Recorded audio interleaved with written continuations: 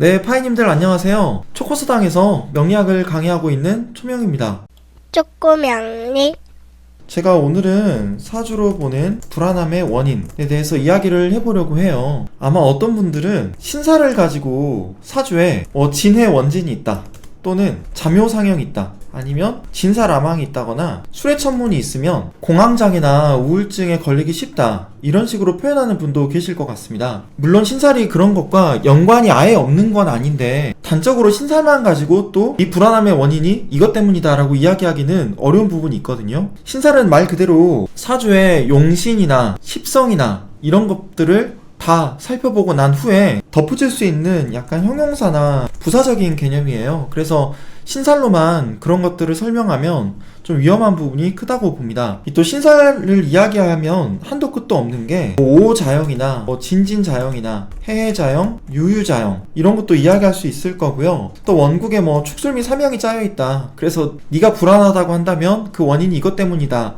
라고 하는 분도 있을 것 같아요. 근데 저는 오늘 신살에 대한 이야기를 하려는 게 아니고요, 가장 기본적인 오행, 이 오행의 기운에 대한 이야기를 좀 해보려고 합니다. 사주에서 에너지가 있는데 이게 불안정해진다 라고 한다면 특정 오행이 너무 과다하거나 반대로 특정 오행이 고립되어 있을 가능성이 매우 높아요. 이 고립이라고 한다면 충으로 깨진 것도 포함입니다. 천간에 어떤 오행이 하나 있는데 이게 충이 되고 있어요. 그런데 지지에 이 오행이 뿌리를 내리지 못했다면 충으로 인해서 많이 흔들리거든요. 이런 것도 불안정함의 요인이 됩니다. 대체적으로 정신적인 부분과 관련이 큰 오행이다 라고 한다면 수오행하고 화오행을 이야기할 수 있을 거예요. 이런 것들이 정신적인 부분과 연관이 상당히 큽니다. 목하고 금 같은 경우는요, 예전부터 수족상신이라고 해서 수하고 화가 충을 하면 특히 정신적인 부분에 있어서 좀 불안전한 부분이 생긴다라고 이야기를 했고, 목이나 금이 충하는 양상이라면 손이나 발에 어떤 정형외과적인 그런 질환으로 고생할 수 있다, 그런 부분이 약할 수 있다라고 이야기를 했었거든요. 이 불안정하다라는 건 뭐냐면 서로 대립을 한다라는 겁니다.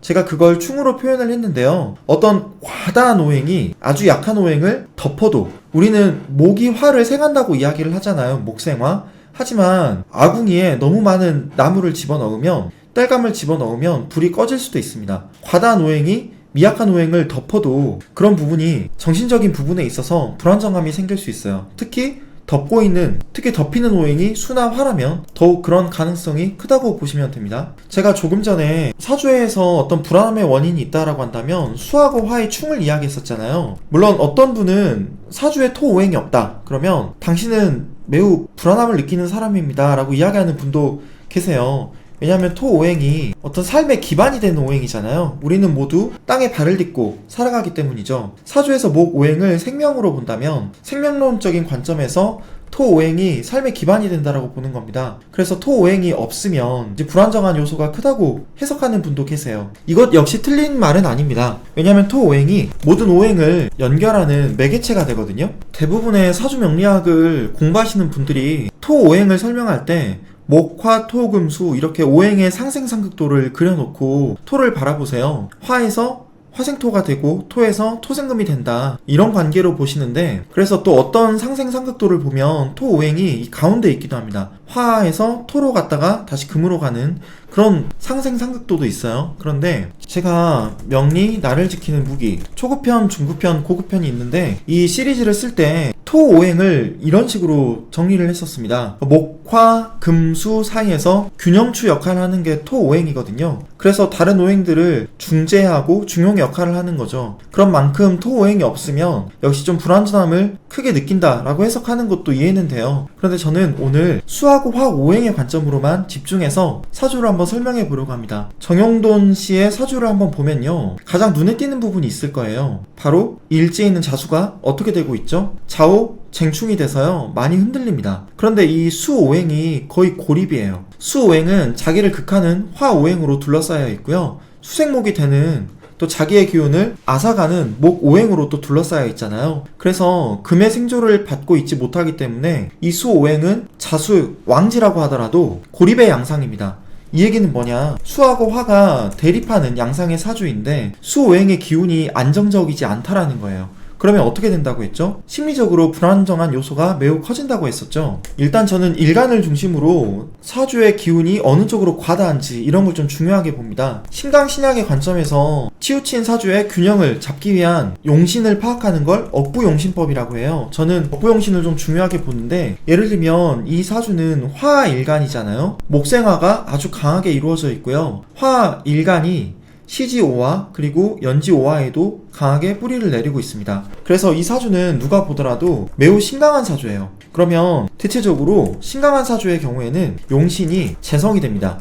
이 사주의 경우에는 금재성이 되겠죠. 희신은 용신을 도와주는 기운인데, 그래서 희신은 토식상이 됩니다. 이 얘기는 뭐냐면요, 운에서 토나 금이 들어오면 어떻게 된다? 운이 매우 유리하게 흐른다라는 뜻입니다. 반대로 이 사주에서 넘치는 기운이 뭐죠? 목하고 화죠. 화오행이 기신이고요, 구신은 목인성입니다. 목이나 화가 들어오면 운이 불리하게 흘러요.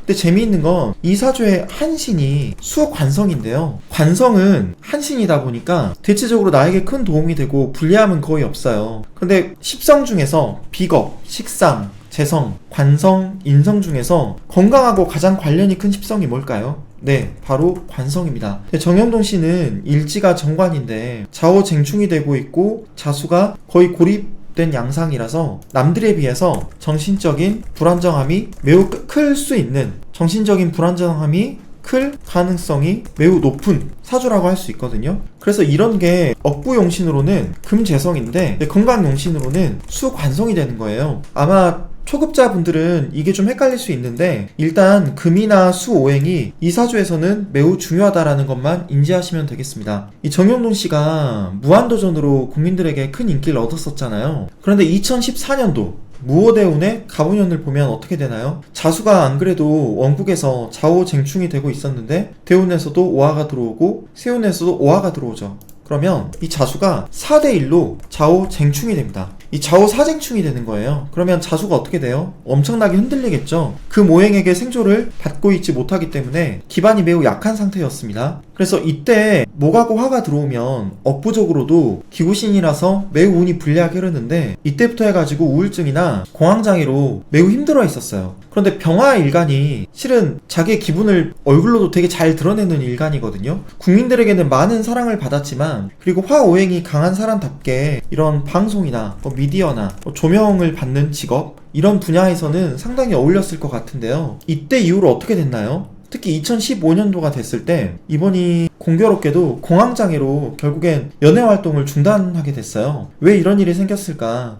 이 미토가 토오행입니다. 그렇죠? 그런데 잘 보시면 미토가 묘미합이 돼서 목으로 바뀝니다. 세운도 마찬가지로 묘미합이 돼서 목으로 바뀌어요. 그럼 목 인성이 강해지는 거죠. 그럼 어떻게 될까요? 이 수 기운이 역시 목 기운에 의해 빨려 들어가서 자기의 목소리를 크게 드러내기 어렵게 됩니다. 그래서 이때 2015년도에 결국엔 무한도전도 하차를 하고 연애활동을 중단하게 된 게 아닌가 싶어요. 그 원인이 저는 갑오년부터 있었다고 생각합니다. 어떤 분은 을미년에 또 기미대운에 오미합도 되지 않냐라고 하실 텐데, 저는 오미합은 이 미토가 뜨겁게 달궈지는 거거든요. 이게 화로 바뀌는 게 아닙니다. 그런데 묘미합은 아예 합화가 돼서 목으로 바뀌어요. 그래서 전반적으로 이때는 목의 기운이 매우 강한 연도였기 때문에 2014년도부터 정신적으로 힘든 부분이 있었다면 그게 2015년도에 크게 터지지 않았을까 싶습니다. 제가 처음에 이 사주를 봤을 때 금재성이 용신이고 토식상이 휘신이라고 했었죠. 그리고 화비겁이 기신이고 인성이 구신이라고 했었습니다. 그런데 이런 휘신이 나에게 큰 도움이 되는 기운이 어떻게 되죠? 묘미합이 되면 목으로 바뀌죠. 구신으로 바뀌죠. 이게 실은 가장 위험한 거예요, 사주에서.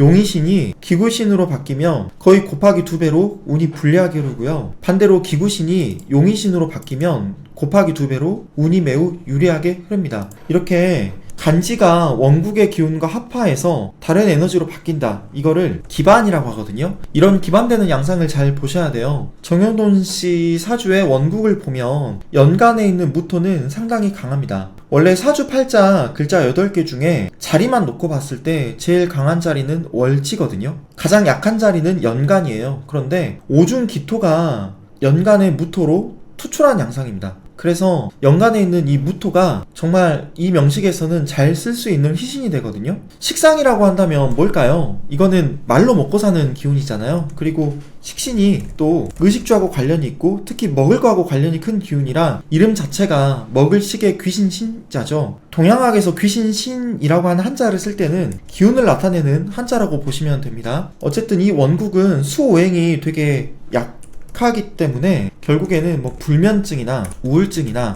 또는 공황장애나 이런 정신적인 영역에 매우 취약할 가능성이 높은 사주다라고 보시면 되겠습니다. 다른 사주도 한번 봐볼까요? 이번에 제가 가지고 온 사주는 개그맨 이경규 씨의 사주입니다. 임자일주입니다. 엄청 강하죠. 이 60일주 중에 저는 개인적으로 가장 힘이 강한 에너지의 폭발력이 강한 일주를 골라라라고 한다면 당연히 임자일주가 1순위가 아닐까 싶습니다. 그래서 오늘 임자 만났네라는 이야기가 괜히 있는 게 아니다 싶어요. 물론 간여지동 일주 중에서 임자만큼은 아니지만 그래도 힘이 강한 일주를 골라라라고 하면은 무술일주도 있을 거고 신유일주도 꽤 세고요. 을묘일주도 마찬가지고 모일주 정도가 제가 생각하는 탑5 정도 될 것 같거든요. 참고로 연예인 중에 임자년생 연예인들이 꽤 많습니다. 임자라고 하는 기운이 꼭 일주로 구성되지 않는다 하더라도 연주에만 있는다 하더라도 그 끈질긴 생명력 이런 것들을 잘 드러낼 수 있다라는 거예요. 자, 이경규 씨의 사주를 한번 볼까요? 일단 임자일주인데 6월입니다. 보면 수의 기운이 꽤 강하죠. 금수의 기운이 전체적으로 강합니다. 역시 신강한 사주인데요. 제가 이런 경우 특히 원국에 넘치는 기운이 운에서 들어오면 불리하게 작용을 한다고 했었죠. 이런 사주는 나에게 가장 불리한 영향을 미치는 기운이 어떻게 될까요? 수 비겁이 기신이고요. 구신은 금 인성입니다. 즉 금이나 수가 운에서 들어오면 운이 매우 불리하게 흐른다는 뜻이죠. 신강한 사주이기 때문에 용신은 또 재성이 됩니다. 화재성이고요. 희신은 목식상입니다. 근데 이 사주도 역시 에 있는 묘목 상관이 월간의 을목으로 투간에 있습니다. 이 을목은 을경합이 돼 있어서 사실 기운이 선명하지 않아 보일 수도 있는데 이 묘목 왕지에서 투간한 거라서 합으로 묶여있긴 하지만 기운이 강력합니다. 그래서 이경규 씨가 수의 기운도 강하고 상관도 강하기 때문에 개그를 하더라도 좀 날카롭다고 해야 될까요? 실은 저는 한따까리 하는 분이라고 생각을 해요. 후배들에게 되게 엄할 수도 있고요. 한국에서 아주 오랜 시간 코미디언으로 살아남고 국민들에게 아주 긴 시간 동안 사랑받았다는 것 하나로도 저는 임자일주의 그 막강한 힘을 잘 드러낸다고 보고 있습니다. 근데 이경규 씨가 여러분들도 알다시피 공황장애로 고생을 꽤 많이 하셨잖아요. 언제 공황장애로 고생을 하기 시작했냐라고 한다면요, 2012년도 임진년부터입니다. 이때 처음으로 공황장애가 발병이 됐다고 해요. 제가 영상 시작할 때 수하고 화가 서로 대립하거나 충돌하는 양상이면 마음에 있어서 불안정함이 좀 커질 수 있다고 했는데요, 과다도 역시 영향을 준다고 했었죠. 이 사주는 수의 기운이 너무 과다해서 좀 차가운 느낌이 있습니다. 화의 따뜻함이 절실해요. 그래서 이런 사주가 용신이 화재성이기도 하지만 억부적으로요, 이건 내가 무언가를 행할 때 유리한지 불리한지를 보는 거고, 억부용신을 다르게 말해서 행운용신이라고도 합니다. 그런데 이것과는 다르게 건강용신이 뭐가 되냐라고 한다면 역시 목재성이 됩니다. 화의 기운이 절실한 사주예요. 그런데 2012년도에 임진년이 되면서 이때 처음 공황장애로 고생을 하게 됩니다. 그리고 10년 이상 꾸준하게 공황장애로 치료를 받고 계셨거든요. 그런데 올해 을사년에 좀 불미스러운 일이 있었어요. 정말 뜬금없게 뭐 약물 복용, 운전 혐의 뭐 이런 걸로 언론에 기사가 좀 크게 났었습니다. 근데 좀 제가 내막을 알고 나서 어이가 없었던 건 이경규 씨가 공황장애로 예전부터 10년 넘게 꾸준히 약을 복용을 했었고 처방받은 약이죠. 그리고 밤이었던가요? 이제 본인 찬 줄 알고 운전을 했는데 실은 그게 이제 다른 사람 차였다는 거죠. 근데 기사가 어떤 식으로 났나요? 이것 때문에 많은 사람들이 아 역시 기레기다 뭐 이런 식으로 기사를 쓴 사람들을 욕했는데, 약물 복용 후 뭐 운전했다 이런 걸로 혐의가 있다 뭐 이런 식으로 뭔가 마약을 먹은 것처럼 몰아간 느낌이 있거든요. 그래서 사람들이 이 사건을 알게 되고 나서 오히려 이경규 씨를 욕하는 게 아니라 이경규 씨를 응원하고 지지해주는 사건이 있었어요. 이경규 씨가 다른 사람 차를 운전한 것도 사실인데 한밤중에 캄캄해가지고 정신도 없고 잘 보이지도 않는데 때마침 본인이 주차했다고 생각하는 자리에 차가 있었고 문을 열었는데 잘 열렸고 밤이라서 안에 짐 같은 게 잘 보이지가 않아서 본인 차로 생각을 하고 운전을 했던 거죠. 다른 사람 차인지를 알고 그걸 몰래 운전해서 범죄를 일으킨 게 아니라 모르고 한 거였잖아요. 그리고 약물 복용이라고 했는데 실은 그렇게 말하기가 좀 어려운 게 10년 이상 처방받았던 약을 그냥 먹었던 거죠. 물론 본인도 인정했듯이 기자회견을 할 때 제가 잘 모르고 약을 먹었는데 이건 좀 잘못한 것 같다. 그리고 이 기회에 이런 처방받은 약을 먹고 운전을 하면 좀 위험할 수 있으니까 본인처럼 이렇게 고생하는 분들이 있으면 이런 부분도 잘 참고해 주시면 좋겠다. 이런 식으로 이야기를 했었거든요. 근데 올해 을사년을 한번 볼게요. 제가 아까 목하고 화가 들어오면 운이 유리하게 흐른다고 했습니다. 그런데 이 사화가 어떻게 돼요? 사유합이 되면서 금으로 바뀐 것 같죠? 아닙니다. 이 묘유충이 되면서 사화가 다시 화로 돌아갑니다. 을목은요, 원래는 을경합을 해서 금으로 바뀌어야 되는데 대운에 있는 신금하고 충을 합니다. 그럼 어떻게 되죠? 다시 을목으로 돌아가죠. 그래서 을사년에는요, 이게 금으로 들어온 게 아니었어요. 그냥 목하고 화로 작용을 합니다. 그래서 이경규 씨가 올해 용의신 해에 불미스러운 일이 있었음에도 불구하고 오히려 국민들에게 에이 뭐 별 사건 아니네, 그냥 단순히 해프닝으로 끝나고 응원이나 지지나 격려를 받았던 게 아닌가 싶어요. 사실 이렇게 편제에 절이 들어오면 뭔가 환경적인 변화가 나에게 좀 불리하게 작용할 수 있거든요. 그게 기신으로 들어오면요. 그런데 이경규 씨 같은 경우는 이 편제의 절이 용신으로 들어왔죠. 화로. 이럴 때는 이 변화의 양상이 긍정적으로 작용을 합니다. 이경규 씨가 올해 또 에세이책을 한 권 내셨어요. 제목이 삶이라는 완벽한 농담이라는 책인데 내용이 알차다는 그런 평이 있더라고요. 사실 이 코미디언이라는 직업이 옛날에는 사람들이 좀 우습게 봤는데 요새는 직업적인 인지도가 많이 올라왔잖아요. 열심히 하시는 코미디언 분들 덕분에 일본에서는 코미디언이 상당히 높은 사회적인 평가를 받습니다. 세금을 많이 내기 때문이에요. 돈을 잘 번다는 거죠. 인지도도 높고. 근데 한국의 코미디언에 대한 인식이 안 좋았을 때부터 해서 후배 개그맨들도 잘 챙기고 코미디언에 대한 대중적인 인식을 바꾸는데 상당히 많이 기여하신 분이십니다. 이경규 씨가 올해 이제 약물 복용 이것 때문에 좀 고생하시고 나서 그 전이었던가 제가 좀 확실하지가 않은데 그 유튜브 본인 채널에 그 점집을 가는 영상을 올리셨어요. 근데 거기서 점쟁이가 올해 뭐 구설수가 있겠다 뭐 그런 이야기도 했었고, 지금 이경규 씨가 영화를 찍고 있는데 언제 개봉하는 게 좋겠냐, 잘 될 것 같냐라고 물어봤을 때 올해는 그 무당이 올해는 준비만 하고 그냥 내년에 개봉을 해라, 본전은 뽑을 것 같다 뭐 그렇게 이야기를 하셨더라고요. 근데 어쨌든 올해는 개봉하기 힘들고 내년에도 계속 제작을 해서 내년 이후에나 영화를 상영할 수 있을 것 같다고 이경규 씨가 그러셨는데 내년에 형이 들어옵니다. 제가 화오행이 들어오면 운이 유리하게 흐른다고 했었죠. 그런데 여기서 또 봐야 될 게 뭐냐면 용의신이 들어오면 무조건 운이 유리하게 흐른다? 꼭 그렇진 않아요. 충이나 합이 원국에 있는 기운하고 복잡하게 얽히면 한 5개 이상 정도 생기면 이것도 역시 모 아니면 도로 작용하는 기운이 됩니다. 이 병원은 참 좋은 간지인데 병임충이 됩니다. 벌써 충이 2개나 되죠. 오화는 좌오충, 좌오충 역시 2개나 충이 일어납니다. 게다가 이 진토가 자진합, 진유합이 되면서 뭐랄까요, 시계 제로라고 해야 될까요? 한 치 앞도 안 보이는. 그러니까 영화 미스트를 보면 그 괴물이 막 나타나서 사람들을 잡아가는데 마트 안에 있는 사람이 밖에 안개가 자욱하게 껴서 괴물의 형체도 알아볼 수 없고 보이지 않는 그 상황 자체를 되게 공포스럽게 여기잖아요. 그 관객들도 그런 것들을 공포스럽게 느끼게끔 연출을 했었고요. 딱 그런 양상이라 저는 차라리 영화를 개봉한다고 하시면 2027년이 어떨까 싶습니다. 이 미토가 묘미합이 되면서 휘신으로 바뀌거든요. 한신이 휘신으로 업그레이드가 되는 거죠. 그리고 이 정화가 목생화로 지원받는 부분도 있고요. 이 정계충이 있긴 한데 또 정임합이 있어가지고 충의 불안정함이 그렇게 크지는 않습니다. 개인적으로는 이경규 씨가 원래 영화과를 나오셨고 예전에도 영화를 한번 찍으셨는데 사업적으로 손해를 좀 크게 보셨어요. 근데 그 뒤로도 크게 사업적인 손실을 봤음에도 불구하고 본인이 해보고 싶은 거 한번 제대로 해보겠다고 마음을 딱 먹고 또다시 영화를 또 찍고 있는 거라서 이번에 준비하시는 게 좀 잘 됐으면 하는 바람입니다.